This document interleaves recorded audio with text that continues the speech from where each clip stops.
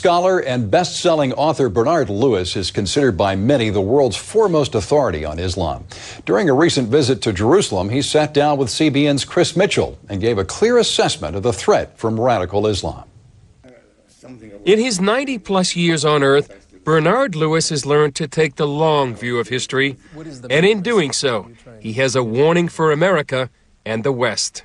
The main message that I'm trying to communicate is that we are engaged in a struggle comparable with the two great struggles of the 20th century against Nazism and against Bolshevism, and that it would improve our chances of winning if we understand who we are and who they are, what it's all about.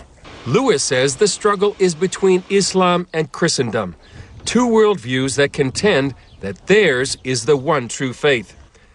And while millions of secularists in America and Europe fail to see that they're actually involved in such a conflict, the nature of the fight is crystal clear for radical Islamists like Osama bin Laden. And where you have two religions with the same self-perception, the same sense of vision, the same historical background, in the same geographical area, a conflict was inevitable.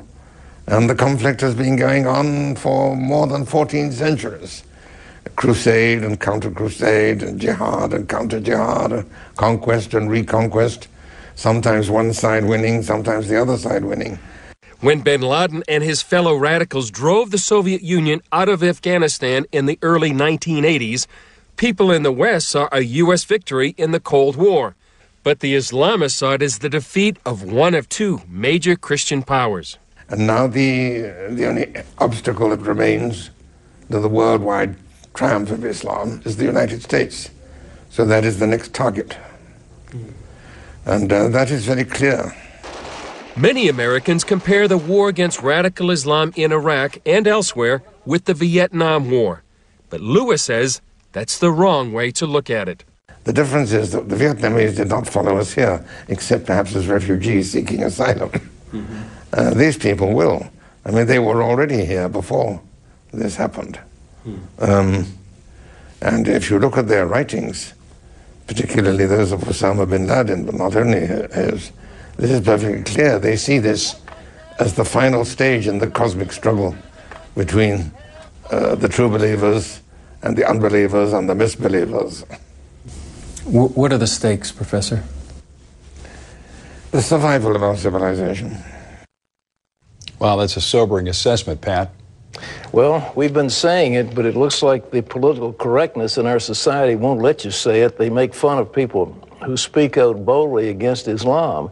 But I want to say it again and again and again. Islam is not a religion. It is a political system bent on world domination. Not a religion. It masquerades as a religion, but the religion covers a worldwide attempt to exercise power and to subjugate the world to their way of thinking. They want a caliphate as they had once before. They want all people to be subjected to Sharia and to live under their rules and their domination. It is every bit as insidious as communism, perhaps more so. But to say, well, it's a religion and you should leave religion alone, that's just not the way it works. It is a struggle, and Bernard Lewis is one of the most eminent scholars in the world on this subject. And we appreciate his clear-cut thinking on the matter. But for those who don't have any faith, let me tell you, what they're going to do to you will be more horrible than anything you can imagine. And you'd better understand that Christianity is the way to freedom and not to slavery. This other thing is the way to slavery, not freedom. Lee?